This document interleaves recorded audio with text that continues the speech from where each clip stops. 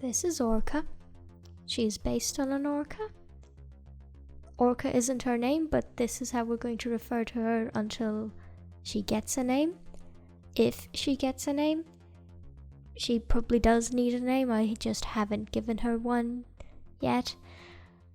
But yes, she is a mermaid, she's based on an orca.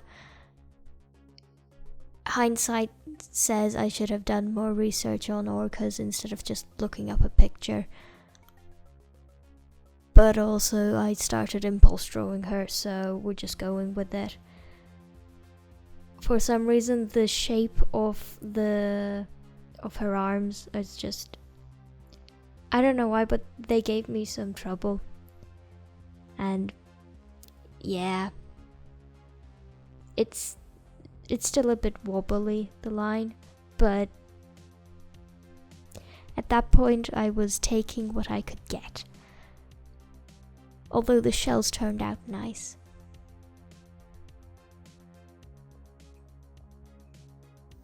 Similarly with the curve of her arms, the curve of the tail, for some reason it had to be perfect. The curve of the tail just had to work, and I was not taking no for an answer, we just kept having to come back to it.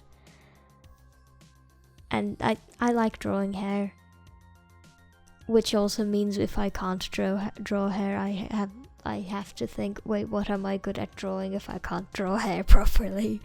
But this time we were alright, we can draw hair this time for today. Also, you might realize she has like a small, she has a blowhole on the top of her head, like an orca, so she probably, yeah, she holds her breath underwater instead of having gills. I was tempted to give her gills, but orca doesn't have gills, so she holds her breath, which also means that she probably has like the closey thing that makes sure that no water goes in through the hole for her nostrils as well.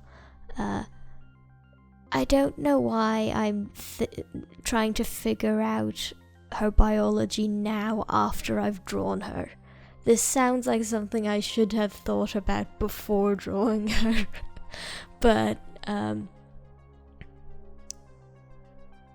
hindsight.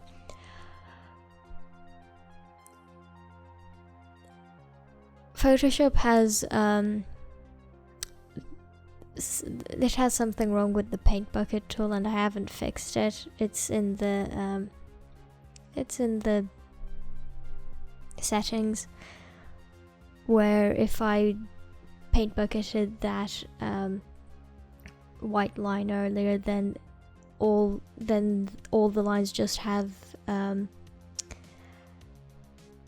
expand and go outside of the line art, so I had to do that manually.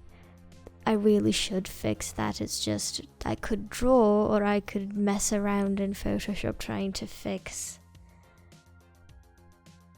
my settings, and I won't but draw. So orcas have a white line on their back as well, so she has that, and while drawing in like her lighter belly for the tail, I accidentally left some white on her arm, and I just thought, that looks neat, that looks nice, I'm gonna leave it. I put some I gave her some brown eyes as a placeholder, and then thought, wait, what color eyes do orcas have? Turns out they have blue eyes. All of them have blue eyes, so she has blue eyes. And I changed like the markings around her eyes to be above her eyes, since that's how they are, and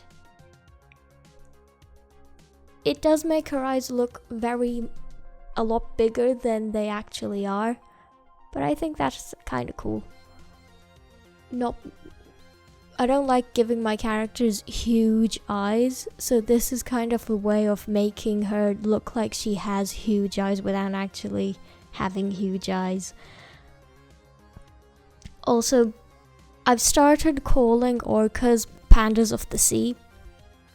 So, yes, she's a sea panda.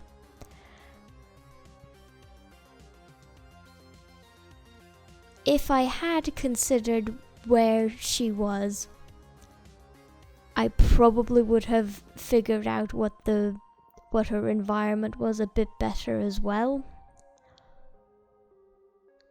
I just needed something for her arms to go on, since it looked very odd without them, especially during the sketching stage. So she's on some rocks, because apparently I find drawing stones easier than trying to figure out what else to do. And yellow light, it's my comfort zone. I'm trying to make her look shiny, since she's in the sea and she is a fishy.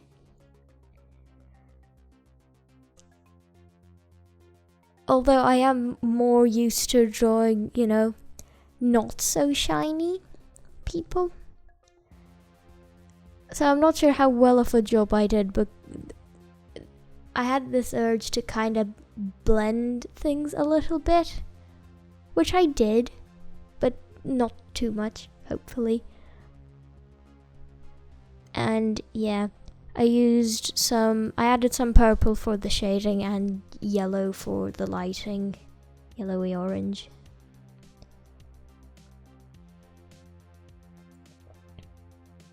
And I just kind of experimented with seeing what works and what doesn't, and what can I do, what's nice. The tattoo was a bit of a pain because it kind of looked more 3D than I wanted it to, and it didn't necessarily blend in at first with everything, with the rest of her arm. That's probably on me for not making it spin around properly, but I think I might have fixed it with the shading. This just shows that I would have a lot of problems if I tried doing stuff in black and white. About the white patch on her belly, I don't know if that's just her tail, the front of her tail coming up further, or if it's just a natural mark that they have, that the orca fish people have, or if it's some sort of paint or something. I would have to research what sort of material acts as paint underwater. I think I was thinking it might have been clay while drawing it, but then clay would clay stay if you're underwater? I don't know, but yeah.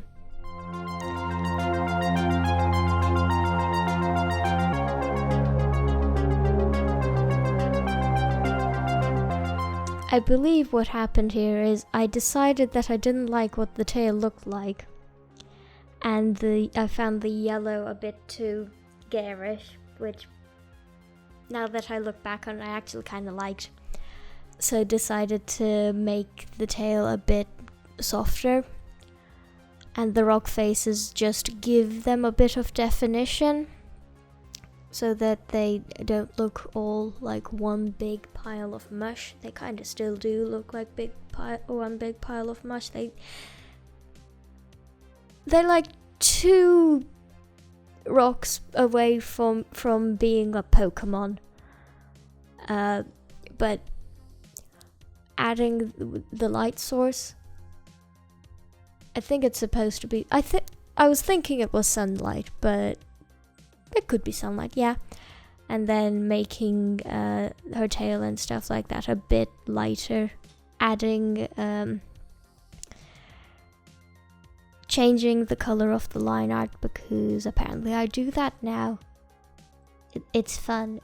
It's fun to see how it changes. So making the line art that's closer to the light source brighter, and the line art that's further away darker.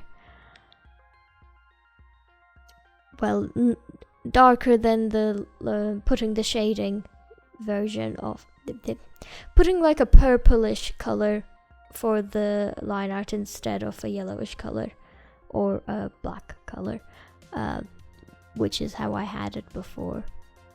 And then I added an exposure layer, exposure and contrast, exposure and contrast layer. I should know that. I'd used it 5 minutes ago, well, 10 minutes ago. But yeah, that's the finished product. I was going for something a bit like cheeky, but also cheeky, playful, but also will eat you. You know, how they play with seals. So yeah. Hope to see you next time. Feel free to subscribe. Goodbye.